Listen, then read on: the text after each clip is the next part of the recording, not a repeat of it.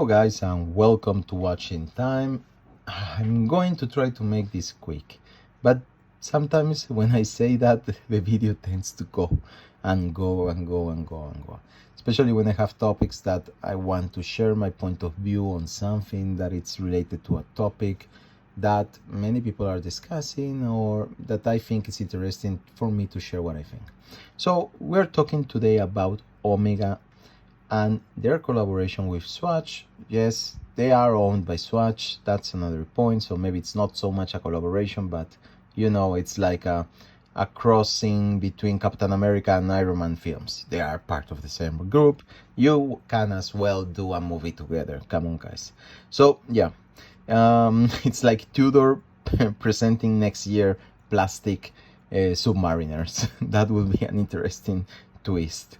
So said that, we are here to discuss about the collaboration between Swatch and Omega, and in particularly these Speedmasters, what I call the plastic Speedmasters, the plastic copies of the Speedmaster. So here I have my original Speedmaster Professional. This is a holy grail of watches. Yes, people like it sometimes with the plexiglass. I prefer my sapphire. I don't really care. For me, this is a holy grail watch. The new strap, it's something that many people desire. Many people into watches desire to have an Speedmaster as part of their collection. Not many people do. And at the same time, the Speedmaster is one of those watches that is very, very well known almost by anyone. Even my mother knows what a Speedmaster is. So this positions the Speedmaster into one of the most desirable watches in the world.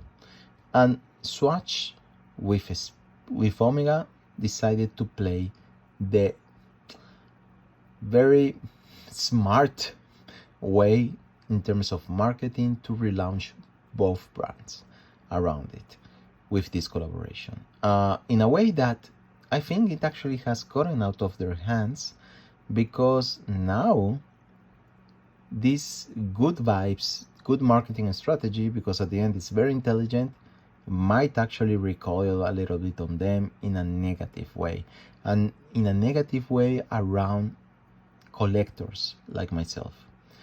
Not around just young people that are not really into watches and they just want to own something that looks like something. So this is actually what they're doing. They're doing an homage here to the Speedmaster. That's clear. And that's fine. That's totally fine. And when I saw what they were going to be doing and the launch of them, I say, that's great. I want them. I actually want all of them. I don't really want one. Why? Because I am a collector.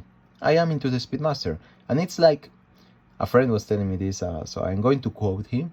It's like owning a Ferrari and wanting to have a model at your home. You have the real thing right there parked, but you also like looking at your small model inside of your house to remind you of what you own. So this is like the model of my Speedmaster. I will wear my Speedmaster anywhere, because this is one of the brands that you can actually wear even to the market.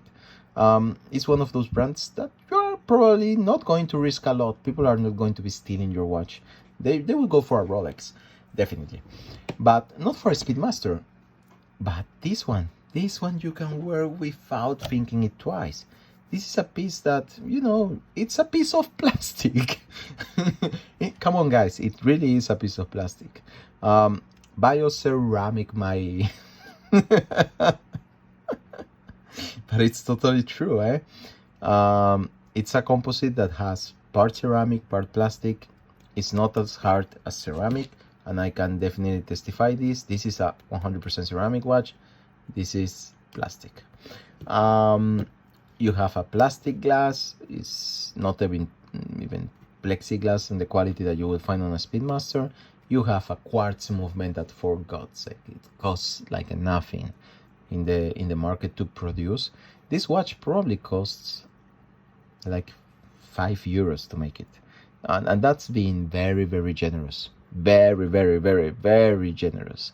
The strap, Nice design. It is taking inspiration on the NASA straps that Omega is doing right now for the Speedmaster, but in a cheaper twist. So this is definitely not that quality. It is stiff, it is nylon plastic, it is okayish, but it's not good quality. But then again, you are buying a plastic watch. What would you expect to be having here? Are you expecting to have a Speedmaster? Well, no! This is not a Speedmaster. This is just a plastic copy. Fun. Fun as hell. I love them. I want to own them all like Pokemons. But this is definitely not worth what is going on with Swatch. So now I will open the not so nice opinion on what's going on right now with Swatch and what is really ticking me off. So first of all, guys, I just want to show you how it works on my 18 centimeters wrist. It's a little bit stiff. This part here, I really don't like how it sits. It's kind of a little bit weird, maybe too big on the plastic side, but at the end of the day, the watch works quite well. I will definitely change the straps. I have seen people on the internet changing the straps. So I will definitely be changing it with maybe with the original Speedmaster NATO, black NATO.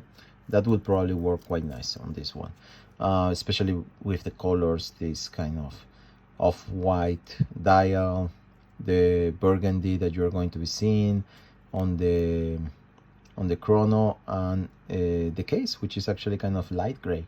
So overall, a nice exact copy of my Speedmaster in a different twist. And yeah, it's nice to have that swatch inside of there. So good. But the problem that I wanted to discuss with you guys is that, first of all, these watches are and I'm going to be very direct here, they are the most produced watches probably in the world, most difficult to find, because it's impossible for you to go into a Swatch store right now and get one. Swatch, since the release, they started to state, oh no, don't worry, we're going to be producing a lot, so you are all going to have it eventually. And that eventually, it's becoming really, really long.